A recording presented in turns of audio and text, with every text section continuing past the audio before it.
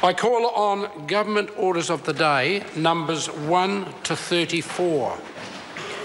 Interrupted debate on the third readings of the 34 bills divided from the Statutes Amendment Bill number 4. When the Statutes Amendment Bill number 4 was last debated, the Honourable Ruth Dyson was speaking. She has 9 minutes 30 seconds remaining if she wishes to take it. Mr Speaker. Honourable Ruth Dyson. Mr Speaker, I certainly do wish to take my remaining 9 minutes 30 seconds. I recall when I started my contribution on this bill on Thursday evening of the last sitting week that the Member of Parliament for Invercargill had just resumed her seat and had been praising the Community Trust and the work they did in Invercargill, and I was disappointed that she hadn't continued her contribution, because I thought after a pretty rigorous week in Parliament it was a very pleasant way of ending with a local member, a constituency member, praising an organisation in her own electorate. So I'm sorry that she didn't take up that remaining 30 seconds, but I want to commend her for that contribution. Mr Speaker, it's also fitting that a debate on a Statutes Amendment Bill isn't as partisan as some of the other debates that we have in this House, because the nature of a Statutes Amendment Bill is such that if any single member of the House disagrees with a provision in it, then that part doesn't proceed as part of a Statutes Amendment Bill. So it has to be unanimously agreed. That's pretty unusual. It's also unusual in the fact that Statutes Amendment Bills are, particularly this one, are omnibus bills, so they cover a wide range of legislation. From memory, this bill that we're putting through to third reading now covers 34 different pieces of legislation, which is a lot. And that's why it's divided into 34 bills at the end of this third reading, and then, of course, amends 34 different acts, existing acts. The nature of the amendments that are within a Statutes Amendment Bill are generally technical. They generally clarify policy that is unclear because of the drafting, so that the original policy intent is reflected in the amended drafting, and they're not meant to involve any policy changes at all. It's for that reason that during the Select Committee consideration of this legislation, some of the proposed amendments outlined in the original legislation were struck out by the committee. The Government Administration Committee, which considered this legislation, considered that some of the provisions as they were outlined were not appropriate for inclusion in a Statutes Amendment Bill, and in other parts of the bill the committee just recommended changes. So we struck some provisions out and we recommended changes in others. It is ironic to reflect that during a debate which contains no policy alterations at all, so although these are important changes to make, they don't have any policy changes. We are having a full parliamentary debate and we've had Select Committee scrutiny. And it's quite an irony when you consider that on something which is much more important because it involves people's lives and it involves New Zealand's security and our integrity as a nation, the issue of sending troops to Iraq, for example, there was no parliamentary vote at all. So here we have the juxtaposition, a Statutes Amendment which doesn't have any policy at all, going through an entire Select Committee process, submissions, not very many in this case, but the process, including Committee of the House and a vote at every stage. But then something as important as sending our young men and women to be involved in combat in Iraq, we didn't have the opportunity for a parliamentary vote. Mr Speaker, as I said at the beginning, this Statutes Amendment Bill contains amendments to 34 different acts. It's very helpful that it's in alphabetical order. It starts off, I think, with probably the Animal Welfare Act, yes, Animal Welfare Act, and it goes right through to the Wildlife Act. It doesn't cover every letter of the alphabet, but it does a pretty good job. You might say, well, how does it have more parts than letters of the alphabet? Well, it's because we have several repeated. For example, we've got the National Animal Identification and Tracing Act, we've got the National Parks Act, and we've got Ngāti Manahiri Claims Settlement Act. My colleague Adrian Rurafi spoke on that in the earlier part of the debate.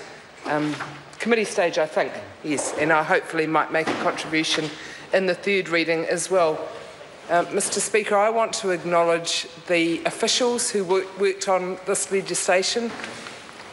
Of course, as I said, it doesn't have the rigour of a partisan debate, but it does require quite rigorous consideration of the Select Committee, and the officials, of course, helped us in that regard.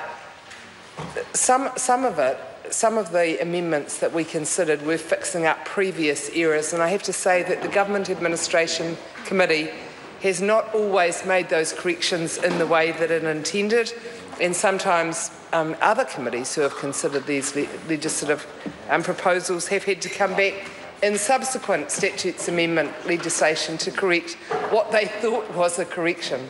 So we didn't always get it right, but we certainly tried, and the officials worked really hard to service the committee in that regard, as did the clerk staff who support our committee, so I want to commend them. I also want to make particular acknowledgement of the members of the committee, four of whom are no longer members of the Government Administration Committee.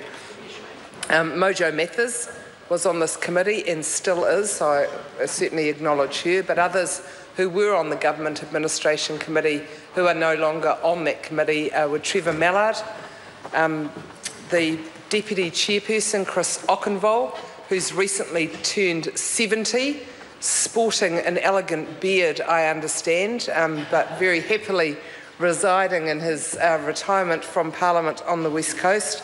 Eric Roy, a former presiding officer of the House, and Kanwaljit Bakshi, who is still a member of the House, of course, but isn't on the Government Administration. So I want to just acknowledge them and their contribution.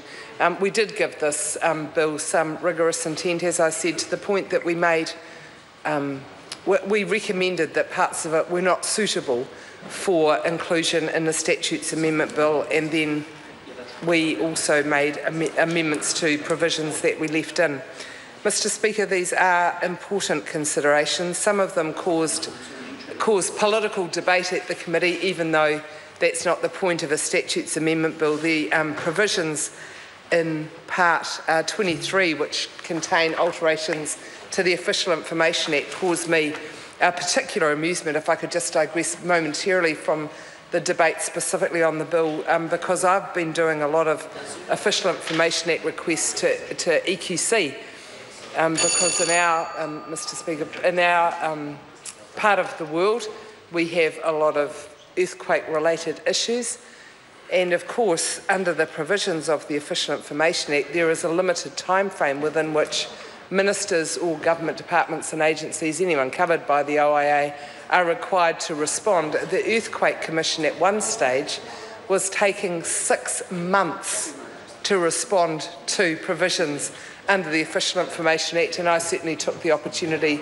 to mention that in passing in regard to the alterations, just to see if we could make it a provision under the Statutes Amendment Bill amendments that the Official Information Act had to be complied with. But of course that's not necessary. I'm pleased to say that EQC are now complying with the legislation through quite a lot of intensive work they've done. There might not be satisfactory responses, but at least they're complying with the legislation. So with those comments, Mr. Speaker, can I just say that this is an unusual way of having legislation change. Generally it's within a policy setting. This is an entire bill covering 34 different acts of Parliament, which doesn't make any policy changes at all. It makes technical alterations. It clarifies the original policy intent of the legislation, which hadn't been properly carried through from original drafting through to the final provisions of the legislation, and it also updates legislation. It's a good bill. It should receive unanimous support of the House, because that's what a Statutes Amendment Bill requires in order to proceed. I enjoyed being the chairperson of the Government Administration Committee that considered this. The staff and the members of the committee, I think, gave it rigorous consideration. I hope there are no faults in it as we progress through to the final third reading, because if there are, we'll be back here correcting them in a future Statutes Amendment Bill. Thank you, Mr Speaker.